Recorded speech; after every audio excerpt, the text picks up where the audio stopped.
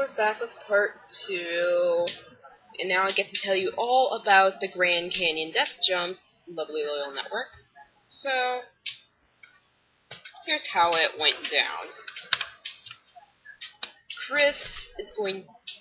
The main idea is that Criss is going to be zipping through, for lack of a better word right now, driving, yeah, that thing. It's morning, maybe.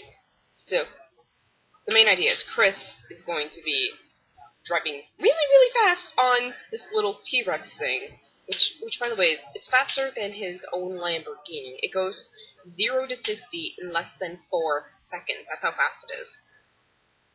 He's going to drive up this ramp, and then off it, over Grand Canyon West.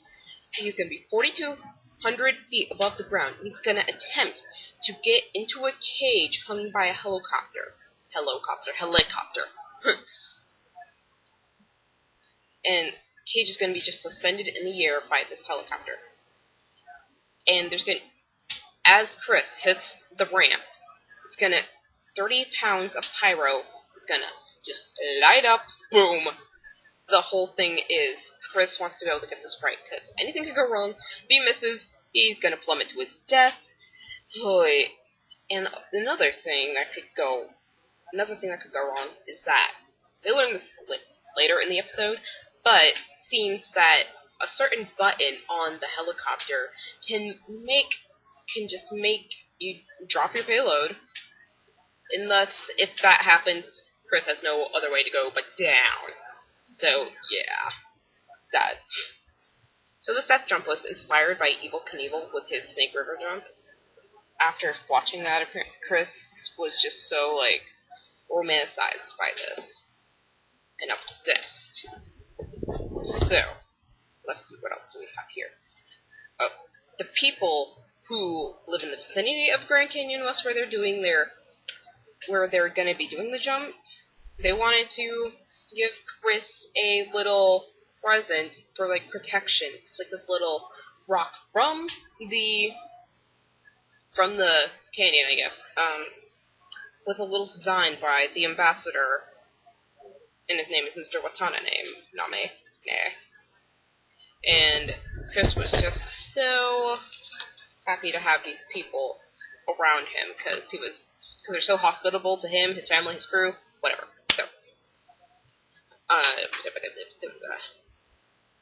So Criss's magic team basically describes this whole stunt as an insane game of chicken. So yeah. So before they do the jump, Mr. Name, I can't pronounce this guy's name, I'm sorry.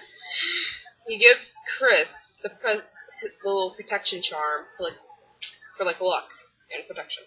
So you can see, Criss goes through the 4 main components of this jump before he does the jump. One is the ramp. It is 20 feet tall, 60 feet long. There's the T-Rex, which goes to 0 to 60 less than 4 seconds, faster than the Lamborghini. There's the steel bar cell, which is being suspended by the helicopter, and of course, the helicopter itself. He has 23 cameras all around. They're some are in the helicopter, in the cage, by the ramp. It's just so you know it is not fake. So then, there's also 30 pounds. Think about the effect that has of pyro at the ramp. So, and by the way, Criss's only communication is with the pilot. He can't talk to anybody else, because, yeah, and the public couldn't come to see this because the risk was too great. Yeah, I probably wouldn't have been there either, so yeah. So then the helicopter finally goes up with the cage suspended and stuff. Criss gets the T-Rex going, getting it warmed up. There are no camera tricks. So just to prove it, he has a continuous shot in the corner of the screen. And then, so Criss makes it. Criss finally starts to drive the T-Rex. The pyro goes off. He makes it into the cage. Let's all have our hearts flutter in relief for a second. Why don't we? Ah! Okay. He made it in the cage. The helicopter goes down.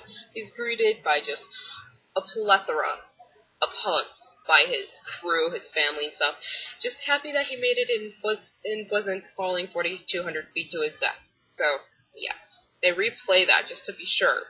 And after that, he hugs the ambassador, Watanabe, yeah.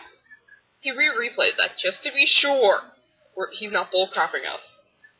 Criss gives a little victory yell, and the episode ends. So yeah, that is the Green Canyon Death Jump episode. That was the first episode of Season 6, which was amazing. Cannot wait to see the second episode, which another of our lovely Loyal Network moderators will review for you. So, and by the way, I just wanted to point out one thing.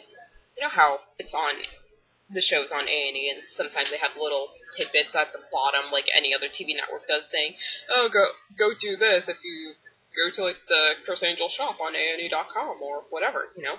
Well, there's this one that I was quite intrigued by. You go to Mindfreak6.com.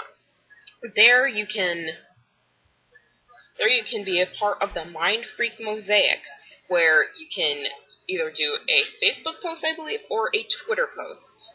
And all you have to do is from there type in a message from either Twitter or Facebook or whatever, and then after you submit that message, you you have your little like icon picture from like either of the profiles that you submitted from into the mosaic, and it's quite fun to find. So I did it through Lovely Loyal Network, and I found it, and it's pretty cool. So yeah, and like you can like click on anybody's icons and see the any of the what they posted as well. And also there are some like things where there are little random facts and tidbits about Criss Angel hidden in there as well. So I suggest you go check that out, because that little mosaic is looking a little incomplete, and I would like to see it in its full form. So remember to follow us on Twitter, which is Loyal Network. Chrissy OMG runs that. And also to make sure you're subscribed to this channel, because if you're not, you're really missing out on life. And also tell your friends, tell your family, tell Criss Angel about Lovely Loyal Network, just to show your support for our support for Criss Angel. So yeah. And what we want to try to do is find any Criss Angel news out there, talk about it, blah blah blah blah blah. So yeah, I am Lovely Loyal Metalhead, signing off, saying rock on, peace, later.